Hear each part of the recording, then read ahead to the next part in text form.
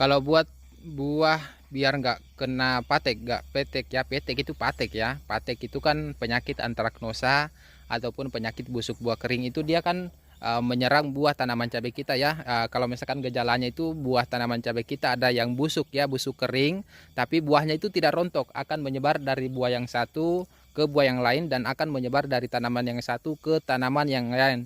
Dan yang paling parahnya itu kalau misalkan penyakit patek, kalau misalkan dia sudah parah serangannya itu bisa menyerang satu kebun kita, semua buahnya terkena.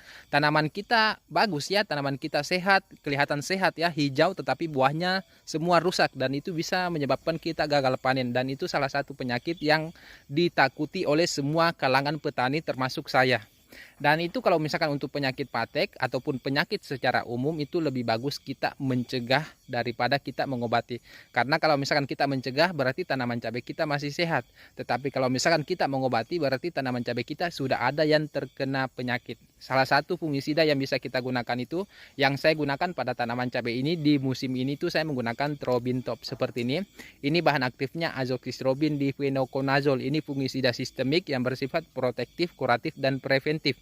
Bisa untuk mencegah, bisa untuk melindungi, dan bisa untuk mengobati. Jadi bisa kita gunakan dari awal untuk mencegah dan bisa kita gunakan saat ada tanaman kita terkena penyakit dalam artian pengobatan.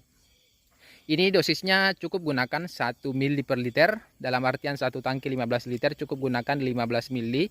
Bisa dicampur dengan pupuk daun, bisa dicampur dengan ZPT, asam amino, termasuk juga fungisida kontak bisa dicampur karena ini fungisida sistemik, dan perekat. Nah, harganya juga terjangkau ya, ada beberapa kemasan, disilakan aja dipilih ya. Bagi yang berminat itu bisa cek di keranjang di bagian pojok kiri bawah. Oke, semoga bermanfaat.